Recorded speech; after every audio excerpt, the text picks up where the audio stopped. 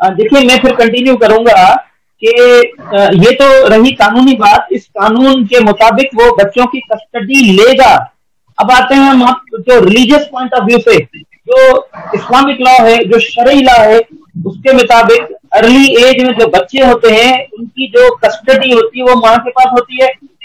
अगर भाई मेरे सीमा हैदर मुसलमान होती तो कस्टडी जो है वो बच्चों की उसके माँ के पास ही होती। लेकिन ये सीमा हैदर ने तो अपना रिलीजन ही तब्दील कर दिया है, वो हिंदू बन गई है। मेरे भाई हिंदू धर्म में आपके जो हिंदू रिलीजियस है, जो रिलीजन है, उसके मुताबिक अगर जो औरत है वो शादी कर लेती है तो बच्चों की जो कस्टडी है वो अल्टीमेटली फादर से बैठ जाएगी। ये जो आपका हिंदू धर्म कहता है, सनातन धर्म कहता है, तो आप क्या बात कर रहे हैं कि गुलाम हैदर वो कैसे जो है कस्टडी ले सकता है? हम बताएंगे आपको कस्टडी कैसे लेता है, आपके कानून के मुताबिक बताएंगे। आपका जो कॉन्स्टिट्यूशन है जिसको आप संविधान कहते हैं, हम आपको बताएंगे आपके संविधान के थ्रू के वो कैसे बच्चे लेते हैं। क्या बात कर रहे हो, कानून नहीं जानता है। बिल्कुल सही बात है। माशाल्लाह सर, आप PhD भी हैं, पढ़ाते भी हैं कानून। डेफिनेटली आपने बड़े अच्छे तरीके से एक्सप्लेन किया। हम सिर्फ इनको ये नहीं बताएंगे कि बच्चे कैसे लेते हैं, बल्कि सचिन और सीमा के ऊपर क्रिमिनल चार्जेस भी लगेंगे, ये जो ह्यूमन ट्रैफिकिंग के और इन्होंने किया है, जिस तरह से आपने पहले एक्सप्लेन किया। जी एक मिनट दीजिए, मेरे साथ अल्लाह TV मौजूद है, ये भी काफी मशहूर चैनल है, तकरीबन 52 मुल्कों में देखा जाता है। कैस अली मीर भाई मौजूद हैं, तो कैस भाई आपका कोई सवाल हो तो आप प्लीज कर सके, नहीं तो फिर वो गुफ्तगू जारी रखें। रोशन अली अजीम साहब। जी जी अस्सलाम वालेकुम। रोशन भाई क्या हाल है आपके, कैसे हैं? ठीक हैं? वालेकुम सलाम। ठीक है, मैं बिल्कुल ठीक हूँ अल्हम्दुलिल्लाह, आपकी दुआ है। अच्छा, ये मैं बहुत शॉर्ट एक बात करूंगा, वो ये कि किसी भी केस की हिस्ट्री होती है, ठीक है। अब यहाँ पे सोचने की ये बात है कि सचिन ही क्यों, ठीक है, पूरे हिंदुस्तान में सचिन ही क्यों। देखें, जब आप सचिन के बैकग्राउंड देखेंगे ना, ये मुकम्मल इसको ट्रैप किया गया है, ठीक है, हनी ट्रैप जिसे कहते हैं। और वो गरीब लोग थे और उन्होंने पैसे की वजह से, जैसे अभी आपकी मैं गुफ्तगू सुन रहा था, माशाल्लाह बहुत अच्छा आपने बयान किया। ये वापस आई, इसने घर बेचा, बच्चे लिए, पैसे जेवर हर चीज उठा के यहाँ से चली गई है, ठीक है। और अगर आप मीना जो इनके जो कास्ट है ना उसके बारे में अगर आप जानेंगे तो ये जो इंग्लैंड वाले ब्रिटिश राज में इन्होंने इनको क्रिमिनल जो है वो करार दिया था। ये इंडियन मेरे भाई बहुत अच्छी तरह जानते होंगे। और ये केस काफी अरसा चला था, फिर जाके ये एलिगेशन इन लोगों से उठा था कि मीना कास्ट जो है, मीना जात जो है, ये क्रिमिनल थे, ये कबायली लोग थे।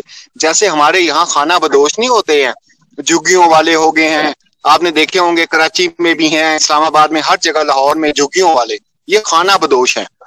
अब बात वही है, उसने कहा भी 3 बच्चे भी सही है, कोई मसला नहीं है, पैसे तो आ रहे हैं ना। तो मैं ये समझता हूं कि सबसे ज्यादा जो काम इस वक्त करने की जरूरत है वो सचिन के ऊपर आप लगाएं कि उसने बाकायदा तौर पे प्लानिंग के साथ जो है इसको अगवा किया और बच्चों को भी अगवा किया। जी मैं आपकी बात से बिल्कुल सहमत। जी रोशन भाई, सचिन जो है वो इसके क्राइम से अलहदा नहीं है। जैसे फयाज साहब जानते हैं कि ये सचिन जो है जो सेक्शन 109 है पाकिस्तान पीनल कोड का, तो उसके ये जमरे में आता है, ये इस क्राइम से जुदा नहीं है, ये इस पर विकारियस लायबिलिटी है। लेकिन मेरा जो है कुछ जो पॉइंट ऑफ व्यू है वो कुछ थोड़ा अलहदा है, थोड़ा मुख्तलिफ है। क्योंकि हमारे पास इतना टाइम नहीं होता कि हम इंडियन टीवी चैनल्स देखें, इंडियन यूट्यूबर्स देखें या हम कोई इंडियन खबरें सुने, हमारे पास इतना टाइम नहीं होता है। और हम इतनी अहमियत भी नहीं देते हैं इंडिया को। इंडिया तो सारा जो है, इंडिया का तो पूरा जो बिजनेस है, इंडिया की काफी इंडस्ट्रीज जो है वो पाकिस्तान मुखालफत पर ही चलती है। जैसे आपकी इंडियन फिल्म इंडस्ट्री है, पूरा पाकिस्तान मुखालफत पर चलती है। इंडियन जो क्रिकेट बोर्ड है वो पाकिस्तान मुखालफत पर चलता है। इसी तरह जितने भी इंडियन न्यूज चैनल्स आप देखेंगे, इंडियन टीवी चैनल्स देखेंगे, ड्रामा देखेंगे, वो सारा पाकिस्तान मुखालफत पर ही चलते हैं। लेकिन हम बिल्कुल जो है इंडियंस को अहमियत नहीं देते हैं। हमें कोई पता, हम उनको अहमियत ही नहीं देते, हमें पता ही नहीं था कि ये मामला क्या है। इसलिए इस सीमा हैदर का मामला मुझे पहले पता नहीं था। जब क्लाइन डील हुआ फिर मैंने केस स्टडी किया तो मुझे सब जो चैनल्स, इंटरव्यू सारे देखने पड़े। और उसके बाद क्योंकि मेरा सब्जेक्ट है इंटरनेशनल लॉ, मैं पढ़ाता हूँ पब्लिक इंटरनेशनल लॉ, बड़ी गहरी नजर मेरी रहती है इंटरनेशनल इश्यूज पर। मैं इस सीमा वाले मामले को एक अलहदा देखता हूँ जो अगर मैं आपको बताऊंगा तो you will be utterly surprise Indian तो आल्सो। देखिए मुझे जो लगता है ये जो सीमा सचिन का मामला है ये एक बड़ी साजिश है, ये एक इंटरनेशनल साजिश है और इस साजिश से पाकिस्तान का कतई वास्ता नहीं है, न पाकिस्तान की रियासत का मामला वास्ता है, न पाकिस्तान की लॉ एनफोर्समेंट एजेंसीज का वास्ता है, न पाकिस्तानी इदारों का वास्ता है। हमारा कोई ताल्लुक नहीं, हम कोई साजिश नहीं करते। साजिश तो हमारे साथ होती है, हमारे 2 तो प्राइम मिनिस्टर कत्ल हुए, हमारे साथ जो हमारे मुल्क के अंदर मासूम लोग बम ब्लास्ट करके मारे जाते हैं, हमारे अंदर साजिशें होती है। हम साजिशें भाई नहीं करते, हमारे साथ साजिशें होती हैं। मुझे लगता है ये जो सीमा सचिन है ये इंटरनेशनल साजिश है पाकिस्तान को बदनाम करने के लिए और इंडिया में कुछ बड़ा कोई नुकसान कराने के लिए। वो अब ये सवाल होता है कि ये नुकसान कौन करवाएगा। देखिए ये वो करवाएंगे जो पाकिस्तान के भी दुश्मन है, जो हिंदुस्तान के भी दुश्मन है। अब ये मेरा जो पॉइंट है ये इंडियन इन्फोर्समेंट एजेंसी और इंडिया की सरकार, इंडिया की रियासत, खासकर उत्तर प्रदेश का जो सीएम है जो योगी आदित्यनाथ, वो जरूर इसको सुने। भाई मेरे योगी साहब, आदित्यनाथ साहब, सीमा सचिन जो है ये हिंदुस्तान के लिए साजिश है, ये उत्तर प्रदेश के लिए साजिश है, इसका कोई इंटरनेशनली मकासद है और इस मकासद में जो इसका जो फैसिलिटेटर है वो मुझे लगता है आपका जो ये वकील साहब है एपी सिंह साहब, ये फैसिलिटेटर है। ये मुझे लगता है कि ये जो एपी सिंह साहब है ये इसका फैसिलिटेटर है, क्योंकि सीमा सचिन के पास इतना ना पैसा था, सीमा सचिन के पास में इतनी टेक्निकल सहूलियात थी। ये मैं सीमा सचिन तो नहीं कहूंगा, I am really very sorry, Seema Haider के पास ना इतना पैसा था, न सीमा हैदर के पास इतनी सहूलियात थी, न सीमा हैदर के पास ऐसा कोई मामला थे, न जानकारी थी कि वो एक मुल्क से दूसरे मुल्क से तीसरे मुल्क ट्रैवल कर सके। ये सारा मामला प्री प्लान था, इनको पूरा मैप दिया गया था और इसकी सारी जो जितनी भी इसकी फैसिलिटेशन है ये एपी सिंह साहब है, ये इंडिया का जो वकील है, ये एपी सिंह साहब इतना पर्सनल इस केस में हो रहे हैं। तो मेरा जो है ये यकीनन मैं कहता हूँ इसका फैसिलिटेटर ये एपी सिंह साहब है। एपी सिंह साहब को इंडिया की जो एनफोर्समेंट एजेंसीज है उससे पूछताछ करनी चाहिए, इनकी ईमेल्स जो ली जाए, इनका जो सेल फोन लिया जाए, इनके जो सारे मामला है इनके कॉन्टेक्ट को रिकवर किया जाए कि ये क्या मामला थे, इस केस में क्यों पर्सनल हुआ जा रहा है। देखिए मैं भी वकील हूँ, मैं सुप्रीम कोर्ट का वकील हूँ, गुज़िश्ता में 16 सालों से मैं हुकुला को, जजों को पढ़ा रहा हूँ, मैं वकालत की एथिक्स को जानता हूँ, मैं वकालत के मामला को जानता हूँ। हम कभी भी कोर्ट रूम के बाहर जो है अपनी क्लाइंट से बात नहीं करते। हमारी जो वकालत होती है कोर्ट रूम के अंदर होती है, कोर्ट रूम के बाहर नहीं होती है। अगर हमें क्लाइंट को बात करनी होती है, कोई डीलिंग करनी होती है तो हम उसको कहते हैं आप हमारी ऑफिस आए। हमारा क्लाइंट से ताल्लुक सिर्फ कोर्ट रूम के अंदर होता है, कोर्ट रूम के से बाहर सिर्फ हमारी ऑफिस में उससे ताल्लुक होता है, कोर्ट रूम के कॉरिडोर में भी हमारा ताल्लुक नहीं होता है। ये वकील साहब तो उसके घर में सारा दिन बैठा रहता है। ये वकील साहब इसकी हाथ पकड़ के सीमा हैदर का वो छत से उतार रहा है, इसको जो है कंधे मिला के वो बैठा होता है। अजीबोगरीब इस बंदे की हरकत है। जहां तो मेरा ये जी मेरी तो ये गुजारिश है कि ये बंदा जो है फैसिलिटेटर है, ये इंडिया के साथ एक बड़ी साजिश है और सीमा सचिन जो है इसको पकड़ा जाए, इसको जेल में रखा जाए। अगर ये बाहर हिंदुस्तान में घूमती रही तो हो सकता है कोई बड़ा नुकसान सीमा हैदर जो है अपने उस फैसिलिटेटर से मिलके जो है हिंदुस्तान में कोई नुकसान कराए। भाई हमारा कोई ताल्लुक नहीं है सीमा हैदर से, न हमारी रियासत का ताल्लुक है, न कोई हमारा कोई मामला है। यहाँ से तो क्राइम करके भागी है, क्रिमिनल है, हमें तो वो दरकार है या अपने पास जेल में रखे सीमा हैदर को या सीमा हैदर हमें दे दे, हम अपनी जेल में रखें। बिल्कुल सही बात है, आपने बहुत जबरदस्त बात की कि हमारा कोई ताल्लुक नहीं है। और ये जो वकील साहब हैं, यकीन करें मैं भी एक वकील हूं और मैं इस प्रोफेशन की बड़ी इज्जत करता हूं। मैंने जब देखा, आप भी माशाल्लाह से डॉक्टर हैं, पीएचडी हैं, तो मैंने जब शुरू में देखा आपकी तरह, तो मैंने देखा तो मैंने कहा कि ये नाम के साथ डॉक्टर लगाते हैं, पीएचडी हैं, सुप्रीम कोर्ट के वकील हैं, तो काफी पढ़े लिखे लर्नड आदमी होंगे। लेकिन यकीन करें मैं बहुत मायूस हुआ इनकी हरकतें देखकर, इस तरह की भोंडी हरकतें देखकर, जिस तरह आपने बताया कि पाकिस्तान मुर्दाबाद के नारे लगवा रहे हैं और कोई वकील हमने इस तरह से नहीं देखा। वकीलों का काम सिर्फ मैं आपकी यहाँ पर जब आपने ये बात छेड़ी है तो मैं इस बात का जरूर तस्करा करूंगा। ये सिर्फ आपको दुख नहीं है, ये दुख मुझे भी है। ये ऐसा वकील साहब है जिसको जूरिस्प्रूडेंस का पता ही नहीं है। वकालत का जो पहला सब्जेक्ट होता है वो जूरिस्प्रूडेंस होता है। اور जूरिस्प्रूडेंस में जो बेसिक लॉ पढ़ाए जाते हैं वो नेचुरल लॉ होता है, लॉ ऑफ मोरालिटी होता है, लॉ ऑफ एथिक्स होता है, ये होते हैं। अब इस बंदे ने लॉ ऑफ एथिक्स नहीं पढ़ा है, लॉ ऑफ मोरालिटी नहीं पढ़ा है, इस बंदे को ये पता ही नहीं है कि किस सॉवरेन कंट्री के अगेंस्ट आप मुर्दाबाद के नारे लगवा रहे हैं। तो इसने जो ऐसी गंदी हरकत की है, ये वकालत के नाम पर ये शख्स धब्बा है, इसने जो काला कोट है उसकी इसने तौहीन करवा दी है। हम 24 करोड़ पाकिस्तानियों के सेंटीमेंट से ये खेला है।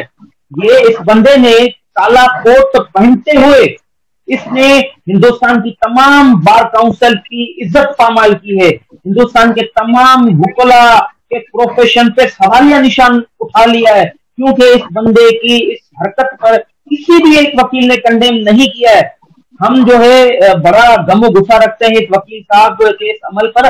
मैं नहीं समझता हूं कि ये वकील है, ये कोई सर्कस में कोई मदारी कोई जोकर लगता है, और ये बिल्कुल इसने गंदा अमल किया है।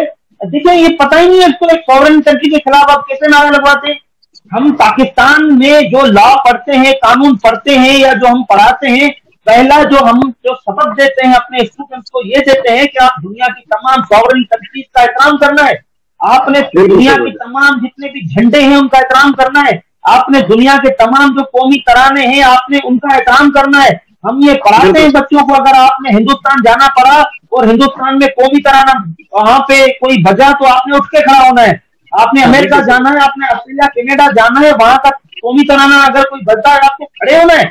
और ये बंदा जो एक वकील है, खुद को डॉक्टर कहलाता है, खुद को सुप्रीम कोर्ट का वकील कहलाता है, एक सॉवरेन कंट्री के अगेंस्ट मुर्दाबाद के नारे लगवाता है, शर्म आनी चाहिए इसको। मैं ये डिमांड करता हूँ इंडियन जो जितनी भी बार काउंसिल्स हैं, इंडिया के तमाम जितने भी सीनियर वकला हैं, कि आप इस वकील के जो अमल पर आप जो कंडेम करें। यकीनन मैं समझता हूँ कि इंडिया में तमाम काबिल वकील है, सब वकील ऐसे नहीं होंगे। हिंदुस्तान के तमाम काबिल वकील में तमाम वकला की इज्जत करता हूँ, मैं तमाम बार काउंसिल की इज्जत करता हूँ, लेकिन इस शख्स के अमल पर जो है हमें शदीद गमो गुस्सा हम रखते हैं। 24 करोड़ आवाम की जो सेंटीमेंट वो मुतासर हुए हैं। बिल्कुल सही बात है। और सर आपने देखें कि इसकी जितनी भी मैंने गुफ्तगू सुनी है, कोई भी एक लीगल गुफ्तगू नहीं है। वो शरीयत कहता है और उसकी एप्लीकेशन देकर ऐसे लगता है कि जैसे वो इंडियन गवर्नमेंट से दरख्वास्त कर रहा है कि अल्लाह के वास्ते हमें शरीयत दे दें। और भाई शरीयत के लिए कोई कानून होता है, कोई तरीकाकार होता है, किसी एक कानून का हवाला नहीं दिया गया। और इस घिनौने अमल को, इस गैर इंसानी अमल को वो एक हीर रांझा और श्री फराज की स्टोरी बनाकर पेश कर रहा है। बस अल्लाह ही हाफिज है इस शख्स का। और इसमें भी आप देखें कि मैंने भी फिर सिटीजनशिप एक्ट को थोड़ा देखा, उसके मुताबिक भी 3 से 4 जैसे आप जानते हैं ग्राउंड है शरीयत के, उसमें किसी सूरत ही नहीं बनती जो एक आमतौर पे तो जब कोई शख्स गैर कानूनी तौर पर भारत में दाखिल होता है या किसी भी मुल्क में दाखिल होता है तो उसके ऊपर नॉन बेलेबल ऑफेंस लगते हैं और वो जेल में जाता है। और बहुत सारे लोग इस तरह से जेलों में हैं, हिंदुस्तान की जेलों में हैं।